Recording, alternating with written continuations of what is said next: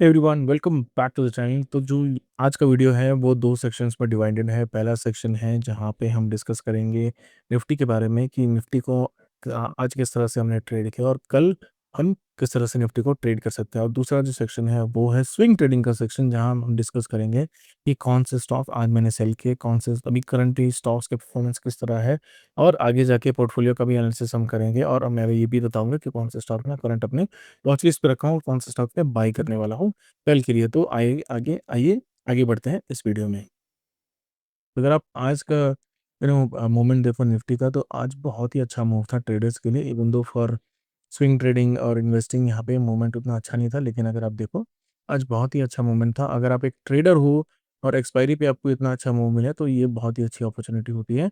अगर आप डरते हो करंट एक्सपायरी में न करंट एक्सपायरी के ऑप्शंस बाय करने के लिए, तो आप नेक्स्ट एक्सपायरी के ऑप्शंस बाय किया करो, क्योंकि वहाँ पे जो डिके है वो बहुत कम होता है और इस तरह का जो मोमेंट है आप कैप्चर कर सकते हो।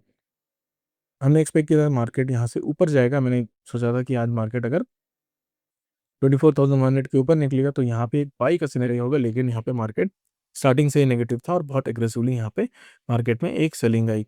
तो कल हम किस तरह से ट्रेड करेंगे, तो फिलहाल अगर आप देखो बहुत ही अच्छी सेलिंग हुई है और यहाँ पे लोग बहुत ही अच्छी अपॉर्चुनिटी जो है वो सेलिंग में करते हैं, क्योंकि यहाँ पे सेलिंग में हमेशा तेजी से आता है। सेलिंग बाइंग जो है वो बहुत स्लो आता है, सेलिंग हमेशा तेजी से आता है। तो यहाँ पे अगर आप देखो अभी 23,700 के आसपास मार्केट खड़ा है। तो यहाँ पे एक छोटा, यहाँ पे अगर आप देखो तो यहाँ पे भी एक सपोर्ट है। यहाँ पे देखो बहुत सारे पॉइंट्स है जहाँ पे मार्केट यहाँ से रिवर्स हुआ था।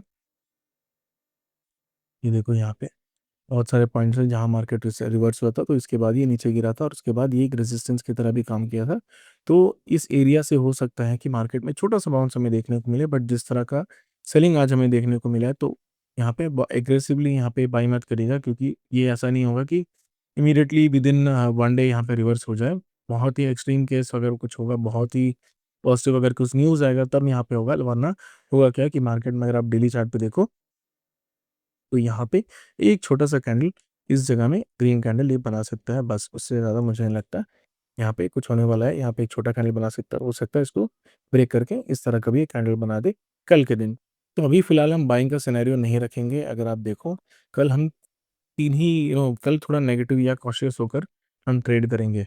तो कल हम क्या करेंगे, यहाँ पे फिलहाल हम आज का जो स्विंग है उसको मार्क करेंगे। यहाँ पे 2 बजे के आसपास, 2 ढाई बजे के आसपास जो स्विंग बनाया था, अगर मार्केट कैप अप खुलता है और रात को अगर आप ऑब्जर्व करो, अगर यूएस का जो मार्केट है वो पॉजिटिवली क्लोज होता है और कैप अप खुलता है कल के दिन, तो हो सकता है कि यहाँ से हमें एक पॉजिटिव साइड ट्रेड देखने को मिले और 24,000 को ये क्रॉस करे और ये जो एरिया है इस पे आसपास आ जाए, 24,100 के आसपास आ जाए। अगर यहाँ पे पॉजिटिविटी मार्केट में वापस आती है ग्लोबल इंडाइसिस में, तभी यहाँ पे ये सिनेरियो होगा, वरना अगर यूएस मार्केट नेगेटिव में भी क्लोज होता है तो हो सकता है कि मार्केट साइडवेज ही रहे या फिर फ्लैट खुल के या फिर गैप अप खुल के एक साइडवेज टू नेगेटिव रहे। तो साइडवेज ही मार्केट रहेगा, या तो पॉजिटिव रहे या तो नेगेटिव रहे। दोनों ही केस में यहाँ पे कल बाइंग ऑप्शन आप मत करिएगा। अगर आप सेल करते हो तो कल ज़्यादा तो दिखे देखने को मिलेगा नहीं, बट दोनों ही केस में यहाँ पे मार्केट साइडवेज रहने वाला है। यहाँ पे आपको एक अच्छा मूव कल के दिन तो नहीं मिलेगा, क्योंकि ऑलरेडी आज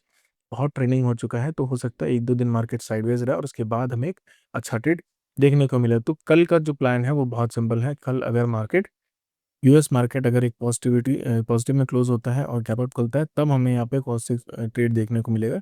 वरना मुझे लगता है कि यहाँ पे मार्केट फ्लैट खुले या फिर गैप डाउन खुले या गैप अप खुले। अगर यूएस मार्केट स्पेशली अगर वो पॉजिटिव में नहीं क्लोज होता, पॉजिटिव मतलब अच्छा पॉजिटिव 0.5 to 6% से ऊपर का अगर पॉजिटिव क्लोज होता है, तब हमें इस तरह का मूव देखने को मिलेगा। वरना यहाँ पे मुझे लगता है कि साइडवेज टू नेगेटिव कल के दिन भी रहेगा। तो देखते हैं कल किस तरह से यहाँ पे ट्रेड होगा। अगर आप स्विंग ट्रेडिंग की बात करो तो यहाँ पे रिलोड, यहाँ पे इसको देखो तो यहाँ पे अ, अपोलो जो है, अपोलो हॉस्पिटल जो है वो मैंने सेल किया है। आज मैंने इस पर प्रॉफिट बुक कर लिया है, अराउंड 8,000 के आसपास प्रॉफिट हुआ था। मैंने इसको इसलिए बुक किया कि बहुत टाइम से मैं इसको होल्ड कर रहा था। अगर आप देखो एक अपॉर्चुनिटी कॉस्ट मुझे देखने को मिल रही थी, तो मैंने आई थिंक 8,000 के आसपास इसको बाय किया था। तो 8,000 I think somewhere here I bought it. इस ब्रेकआउट पे मैंने बाय किया था, which is around 4th of May के आसपास। तो not even 4th of May, I think या समवेयर हियर या 4th of May 5th of May के आसपास मैंने बाय किया था, I don't remember but somewhere around that week. यहाँ से देखो कंटिन्यूअसली मार्केट साइडवेज ही जा रहा है, साइडवेज टू पॉजिटिव है, लेकिन बहुत ज़्यादा पॉजिटिव हमें देखने को नहीं मिल रहा है। इस मंथ तो ऑलमोस्ट ही ये साइडवेज था, तो यहाँ पे एक अपॉर्चुनिटी कॉज मुझे लग रही थी कि बाकी सब स्टॉक जो है मूवमेंट बढ़े, वो नेगेटिव जाए या पॉजिटिव जाए, एटलीस्ट वो एक ही जगह पे नहीं बैठे हैं। स्पेशली अगर आप देखो कैनरा बैंक भी उसी तरह है, वो ना बहुत ज़्यादा मूवमेंट हमें देखने को नहीं मिल रहा है मार्केट में। यहाँ पे 126 पे बाई किया था, मार्केट धीरे धीरे धीरे धीरे ऊपर जा रहा है और बहुत ही स्लो मूवमेंट है। ऑफ कोर्स बड़े मार्केट कैप के कुछ स्टॉक्स होते हैं और जनरली कुछ स्टॉक्स हैं जिनमें मूवमेंट स्लो होता है, बट इनकी वजह से क्या होता है, आपका कैपिटल ब्लॉक्ड रहता है और यहाँ पे आपको अच्छा दूसरा जो ट्रेड है वो आप ले नहीं पाते हो। इसीलिए आज मैंने अपोलो हॉस्पिटल भी निकाल दिया। कैनरा बैंक अगर 10-12 हज़ार के आसपास ये भी जब पहुंचेगा तो उसको भी मैं निकाल दूंगा। मैं ज़्यादा इसको होल्ड करके कंटिन्यूसली नहीं रखूंगा। और बाकी देखते हैं कि कृज़ाक मुझे लगता हो सकता है कल स्टॉप लॉस सेट कर जाए 5000 का, और इंडसइंड बैंक दोनों पे अगर स्टॉप लॉस सेट करता तो वो दोनों भी मैं निकाल दूंगा और देखूंगा किस तरह से मार्केट आगे दिखता है। एक स्टॉक जो मुझे लगता है बहुत अच्छा है वो है एलन। एलन को अगर आप देखो, यहाँ पे एलन में एक बहुत अच्छा मूवमेंट आपको देखने को मिलेगा। यहाँ पे जिस तरह का पैटर्न बन रहा है बहुत अच्छा पैटर्न है। ये 22% के आसपास का प्रॉफिट हमें देखने को मिल सकता है, जो स्टॉप लॉस है वो अराउंड 10% के आसपास। तो 1:2 का ये ट्रेड हो सकता है अगर यहाँ पे मार्केट कल पॉजिटिव या फिर अगले वीक एक पॉजिटिविटी मार्केट में देखने को मिली तो हम इसको ऐड कर लेंगे। अगर आप पीएनएल की बात करो तो यहाँ पे मैं कुछ दिखाना चाहूँगा। Let me reload it.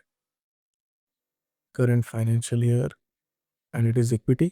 अगर आप देखो तो टोटल 24,000 का प्रॉफिट हुआ है हमें, लेकिन चार्जेस के बाद जो प्रॉफिट जो अकाउंट में आएगा वो अराउंड 7,800 ही है। तो यहाँ पे जो चार्जेस है वो बहुत ज़्यादा है। एसटीटी अगर आप देखो, एसटीटी भी अराउंड 4,000 के आसपास है।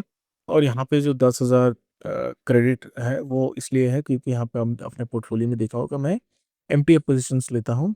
तो एमटीएफ पोजीशन के कारण यहाँ पे जो भी इंटरेस्ट है आई थिंक जो वो भी यहाँ पे डेबिट होता है। तो टोटल 7,800 के आसपास आएगा। आज का जो अपोलो का जो रियलाइज्ड पेनल है आई थिंक अराउंड समवेयर 8,000 के आसपास आएगा। वो मिला के 15,000 के आसपास टोटल प्रॉफिट होगा 3 महीने में। लेकिन अगर आप देखो 8,000 स्प्रेड हुआ तो 31,000 का ऑलमोस्ट 50% ऑफ द प्रॉफिट मेरा चार्जेस में ही चला जा रहा है।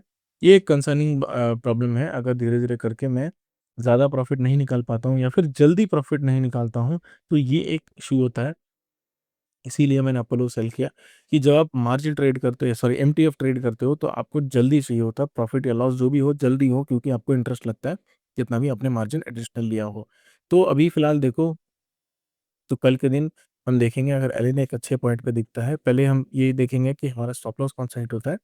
अगर कोई भी स्टॉक में स्टॉप लॉस हिट होता है तो एलन को हम बाय करेंगे, और अगर मार्केट पॉजिटिव रहता है तो हम अच्छी क्वांटिटी में इसको बाय करके देखते हैं किस तरह से ये मूव करेगा। बहुत ज़्यादा वोलेटाइल स्टॉक नहीं है, लेकिन हो सकता है कि धीरे-धीरे करके इसमें भी एक अच्छी ट्रेड हमें देखने को मिले। इटर्नल्स भी अच्छा लग रहा है, but will see how all this things go. So that is all for the video. अगर आपको इस तरह का कंटेंट अच्छा लगता है तो please do subscribe to the channel. Thank you.